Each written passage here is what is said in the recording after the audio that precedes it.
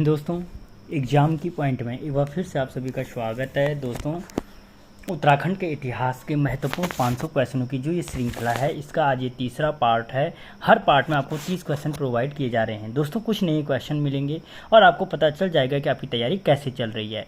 तो देखते हैं दोस्तों, आज का जो पहला क्वेश्चन है, मुन्नी की रेती तथा शुमारी से किस वंश की मुद्राएं प्राप्त हुई हैं। तो दोस्तों, जो मुन्नी की रेती ऋषिकेश और शुमारी से जो मुद्राएं प्राप्त हुई हैं वो कुषाण वंश की मुद्राएं प्राप्त हुई हैं। किस वंश अगर पूछा जाए कुषाण वंश की मुद्राएं, तो मुन्नी की रेती और शुमारी से प्राप्त हुई हैं। और इस वंश का जो प्रतापी राजा था वो कनिष्क था। कौन था? कनिष्क था। अगला क्वेश्चन, निम्न में से किसके नेतृत्व में देश सेवक संगठन ने रेल संपत्तियों को हानि पहुंचाई थी। दोस्तों, जो ब्रिटिश काल था, ब्रिटिश काल में रेल संपत्तियों को हानि किस संगठन के द्वारा पहुंचाई गई थी। तो देश सेवक संगठन के द्वारा पहुंचाई गई थी। और किसकी अगुवाई में पहुंचाई गई थी। तो ऑप्शन डी, मालती देवी की अगुवाई में पहुंचाई गई थी। अगला क्वेश्चन, निम्नलिखित में से किसके द्वारा कुनिंदु को द्विजमुख कहा गया है। दोस्तों, यहाँ पर कुनिंदु को जो द्विजमुख शब्द का प्रयोग किया गया है वो किसके द्वारा किया गया है। तो वारामिहिर के द्वारा किया गया है। ऑप्शन डी, किसके द्वारा? वारामिहिर के द्वारा किया गया है द्विजमुख शब्द का प्रयोग, जबकि द्विज श्रेष्ठ शब्द का प्रयोग महाभारत में किया गया है। अगला क्वेश्चन, सूची 1 व सूची 2 का मिलान कीजिए। दोस्तों, यहाँ पे सूची 1 और सूची 2 का जो मिलान करना है, इंद्रचंद। तो दोस्तों, इंद्रचंद ने क्या किया था? रेशम वस्तुओं के उत्पादन का कार्य किसने शुरू किया था। तो इंद्रचंद ने किया था। राजधानी चंपावत से अल्मोड़ा कौन लेके आया था। दोस्तों, भीष्मचंद लाया था, लेकिन बनके तैयार जो हुआ था बालो कल्याण चंद ने स्थापित की थी। भारती चंद जो था, नेपाल की अधीनता से मुक्त किसने कराया था। तो भारती चंद ने कराया था नेपाल की अधीनता से मुक्त चंद वंश को। और जो चौथा था रत्नचंद, सोर के बम राजाओं को पराजित किया था। सोर के बम राजाओं को पराजित किया था। तो यानी 2 1 3 4 2 1 3 4 किसमें दोस्तों? ऑप्शन बी में स्थित है। अगला क्वेश्चन, निम्नलिखित में से किसके दरबार में अकबर के समान नवरत्न रहते थे। दोस्तों, जो अकबर के समान नवरत्न रहते थे वो फतेहपति शाह के दरबार में रहते थे। और इसीलिए फतेहपति शाह को परमार वंश का अकबर कहा जाता है। परमार वंश का अकबर किसको कहा जाता है, या गढ़वाल का अकबर जो कहा जाता है वो फतेहपति शाह को कहा जाता है। ठीक है। अगला क्वेश्चन, स्वतंत्रता आंदोलन में महिलाओं की भूमिका को खत्म करने के लिए 1932 में 8 महिलाओं को फतेहगढ़ जेल में डाला गया। दोस्तों, महिलाओं की भूमिका को समाप्त करने के लिए 8 महिलाओं को फतेहगढ़ जेल में कब डाला गया। तो 1932 में डाला गया। जबकि पद्मा जोशी को किस जेल में डाला गया था। तो दोस्तों, पद्मा जोशी को लखनऊ जेल में डाला गया था। ऑप्शन सी, किस जेल में डाला गया था? लखनऊ जेल में डाला गया था। अगला क्वेश्चन, मझेड़ा ताम्रपत्र में किसे श्री राजा विजय ब्रह्मा कहा गया है। तो श्री राजा विजय ब्रह्मा जो कहा गया है मझेड़ा ताम्रपत्र में, वो ज्ञानचंद को कहा गया है। पूछा जा सकता है कि ज्ञानचंद का संबंध मझेड़ा ताम्रपत्र का संबंध किससे है। तो ज्ञानचंद से है। या मझेड़ा ताम्रपत्र में ज्ञानचंद को कौन सी उपाधि दी गई है। तो श्री राजा विजय ब्रह्मा की उपाधि दे दी गई है। ये एक क्वेश्चन आगे पीछे हो रहा है। अगला क्वेश्चन, सूची 1 व सूची 2 का मिलान कीजिए। दोस्तों, फिर सूची 1 और सूची 2 का जो धारशिल अभिलेख है या धारशिल शिलालेख है वो पंवार वंश से संबंधित है। पांडुकेश्वर ताम्रलेख कत्यूरी वंश की राजधानी का वर्णन करता है। जो बागेश्वर शिलालेख है दोस्तों, कत्यूरी शासक भूदेव से संबंधित है। और जो गोपेश्वर के त्रिशूल लेख हैं वो नाग वंश तथा उसके शासकों का वर्णन प्रस्तुत करते हैं। तो यानी 2 1 4 3 2 1 4 3 किस में है? 2 1 4 3 ऑप्शन डी इसका आंसर हो जाएगा। इसका आंसर क्या हो जाएगा? ऑप्शन डी हो जाएगा। अगला क्वेश्चन, भारती चंद ने जब डोटी राज्य से चंद वंश को मुक्त कराया। पहली चीज की डोटी राज्य से चंद वंश को मुक्त कौन कराया, किसने कराया? तो भारती चंद ने। दोस्तों, सोमचंद से लेकर भारती चंद तक जो राजा थे वो डोटी राज्य के अधीन थे। ठीक है, किसके अधीन थे अगर पूछा जाए तो डोटी राज्य के अधीन थे। इसे डोटी राज्य से मुक्त किसने कराया? भारती चंद ने कराया। तो उस समय डोटी राज्य पर किसका शासन था? ड्यूटी हो रखा। डोटी राज्य पर किसका शासन था? तो चल नामंत का शासन था। ऑप्शन ए, किसका था?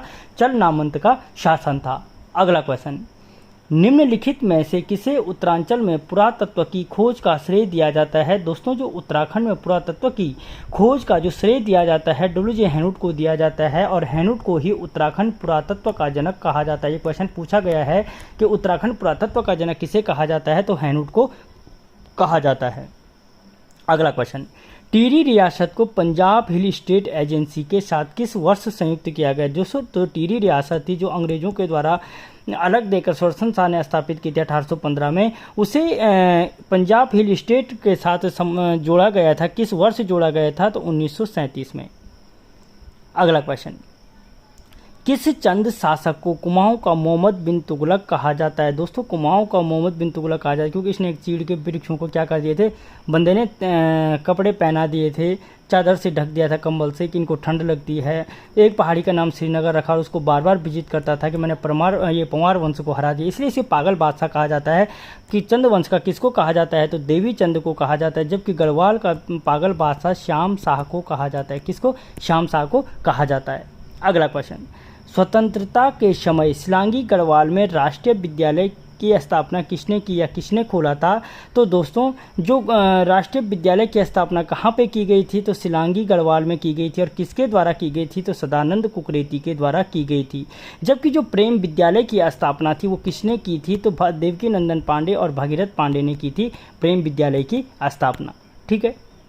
अगला क्वेश्चन, भारत छोड़ो आंदोलन के समय किस स्थान पर गोलाबारी में दो सगे? दोस्तों पहली चीज़, अगर आप तैयारी करो तो मुझे कमेंट बॉक्स में बताना जो यहाँ तक देख रहा है कि भारत छोड़ो आंदोलन कब हुआ था। तो गोलीबारी में दो सगे भाई गंगाराम एवं खीमादेव शहीद हुए। दोस्तों वो कौन सा उत्तराखंड का आंदोलन है जिसमें गंगाराम और खीमादेव दो सगे भाई शहीद हुए थे? तो वो सल्ट आंदोलन है। या पूछा जा सकता है कि सल्ट आंदोलन में कौन से दो सगे भाई शहीद हुए थे? तो गंगाराम और खीमादेव शहीद हुए थे। अगला क्वेश्चन, यौदेय शासकों के संदर्भ में क्या सही नहीं है? दोस्तों यहाँ पे जो यौदेय वंश के शासक हैं उनके संदर्भ में सही कौन सा कथन है जो सही नहीं है? ये कुनिंदों के समकालीन थे। बिल्कुल सही है कि जो यौदेय शासक थे वो कुनिंदों के समकालीन थे। जौनसार, भावर तथा कालो डांडा से इनकी मुद्राएं प्राप्त हुई हैं। बिल्कुल सही है कि जो अगर पूछा जाए यौदेय कालीन मुद्राएं कहाँ से प्राप्त हुई तो जौनसार, भावर और कालो डांडा पौड़ी से प्राप्त हुई। तीसरा है कुषाणों के पतन में इनकी महत्वपूर्ण भूमिका रही। बिल्कुल सही है कि अगर पूछा जाए कुषाणों के पतन में किसकी महत्वपूर्ण भूमिका रही तो यौदेय वंश की रही। शिवपालित इस वंश का प्रतापी राजा था। ये गलत है, शिवपालित इस वंश का प्रतापी राजा नहीं था। शिवपालित क्या था? कुनिंद वंश का राजा था। अगला क्वेश्चन, चंद राजा बालो कल्याण चंद द्वारा गंगोली विजय के समय यहाँ का राजा कौन था? दोस्तों पहली चीज, गंगोली को विजित किस चंद शासक ने किया था? तो बालो कल्याण चंद ने किया था। और जब विजित किया था तो वो भाग कर कहाँ चला गया था? डोटी में शरण ली थी। तो वो शासक कौन था? तो वो शासक दोस्तों नारायण चंद था। Option B. कौन था? नारायण चंद। अगला क्वेश्चन, उत्तराखंड क्रांति दल के संबंध में सही नहीं है। दोस्तों इनमें से कौन सा कथन है जो उत्तराखंड क्रांति दल के संबंध में सही नहीं है? इसका गठन 24-25 जुलाई 1979 को हुआ था। बिल्कुल अगर पूछा जाए कि यूकेडी का गठन कब हुआ? 24-25 जुलाई 1979 को हुआ था। इसके प्रथम अध्यक्ष गोविंद बल्लभ पंत थे। ये गलत है क्योंकि इसके जो प्रथम अध्यक्ष थे कौन से दोस्तों? डीडी पंत थे, देवीदत्त पंत थे। इसका मुख्य उद्देश्य 8 पर्वतीय जिलों को मिलाकर अलग राज्य की स्थापना करना था। बिल्कुल सही है। अगर पूछा जाए यूकेडी का उद्देश्य कितने पर्वतीय जिलों को मिलाकर अलग राज्य की स्थापना करना था तो 8 पर्वतीय जिलों को मिलाकर करना था। उत्तराखंड क्रांति दल का जो विभाजन हुआ 1987 में हुआ। ये बिल्कुल सही है। अगर पूछा जाए कि विभाजन कब हुआ तो 1987। ऑप्शन क्या हो जाएगा इसका आंसर? बी।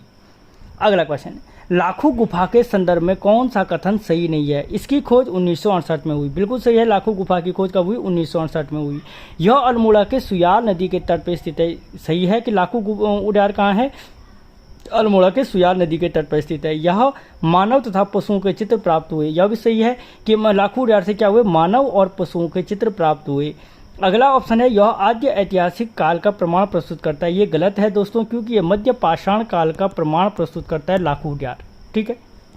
अगला क्वेश्चन, मानसरोवर की यात्रा को अवरोध मुक्त बनाने के लिए निम्न में से किसने हुणियों को पराजित किया था? तो दोस्तों हुणियों को, मानसरोवर की यात्रा को अवरोध मुक्त बनाने के लिए हुणियों को जो पराजित किया था, क्योंकि ये लोग यहाँ पे लूटपाट मचाते थे यात्रियों से, इसीलिए उसको जो पराजित किया था बाज बहादुर चंद ने किया था और इन पे क्या लगा दिया था? टैक्स लगा दिया था। अगला क्वेश्चन, निम्न में से किस स्थान से प्रागैतिहासिक काल के सफेद रंग के चित्रित हथियार एवं पशुओं के चित्र प्राप्त हुए? दोस्तों प्रागैतिहासिक काल के जो प्रमाण प्रस्तुत करता है जहां से सफेद रंग के हथियार और पशुओं के चित्र प्राप्त हुए हैं वो स्थान किमनी गांव है चमोली का। कौन सा है? किमनी गांव। Option B. अगला क्वेश्चन, 5वीं शताब्दी में कुर्तपुर के कुनिंदों की सत्ता निम्न में से किसने समाप्त की? दोस्तों कुर्तपुर के कुनिंदों की जो सत्ता समाप्त की थी 5वीं शताब्दी में वो की थी नाग वंश के द्वारा की गई थी। ऑप्शन बी किसके द्वारा? नाग वंश के द्वारा की गई थी। अगला क्वेश्चन, निम्न में से किस चंद शासक के समय लखनऊ के सूबेदार हुसैन खां टुकड़िया ने कुमाऊं क्षेत्र पर आक्रमण किया था? दोस्तों वो कौन सा चंद शासक था जिसपे हुसैन खां टुकड़िया ने आक्रमण किया था? तो वो था रुद्रचंद। कौन था? ऑप्शन सी रुद्रचंद था। अगला क्वेश्चन, दक्षिण अफ्रीका से लौटने के पश्चात गांधी जी ने किस वर्ष देहरादून की यात्रा की? दोस्तों कुल मिला के पूछ रहा है कि गांधी जी ने देहरादून की यात्रा कब की थी? तो दोस्तों वो की थी 1916 में। Option C. कब की थी? 1916 में की थी। अगला क्वेश्चन, पाली पछाऊ जो कुछ समय तक क्या रहा? चंद वंश की राजधानी भी रहा और निम्न में से किस स्थान पर या किस जनपद में स्थित है? तो दोस्तों ये किस स्थान पर स्थित है? पाली पछाऊ क्षेत्र अल्मोड़ा में स्थित है। अगला क्वेश्चन, निम्न में से किस चौहान नरेश ने उत्तराखंड पर आक्रमण कर दक्षिण भारत पर अधिकार प्राप्त दक्षिण उत्तराखंड होना था, दक्षिण उत्तराखंड पर अधिकार प्राप्त किया था?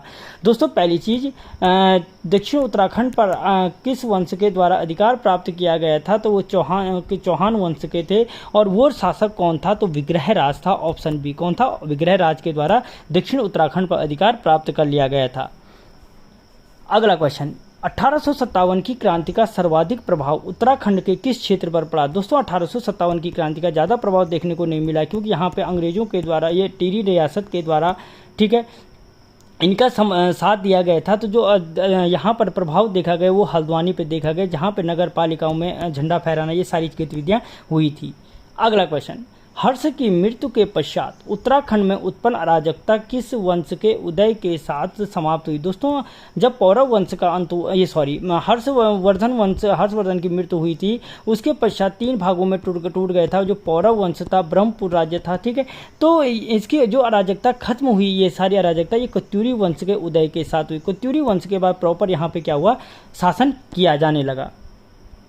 अगला क्वेश्चन, थल में एलोरा के कैलाश मंदिर के समान एक हथिया देवाल का निर्माण किसने किया था? उत्तराखंड यह पूछा जा सकता है कि उत्तराखंड का वो कौन सा मंदिर है जो एलोरा के कैलाश मंदिर के समान है? तो एक हथिया देवाल मंदिर है।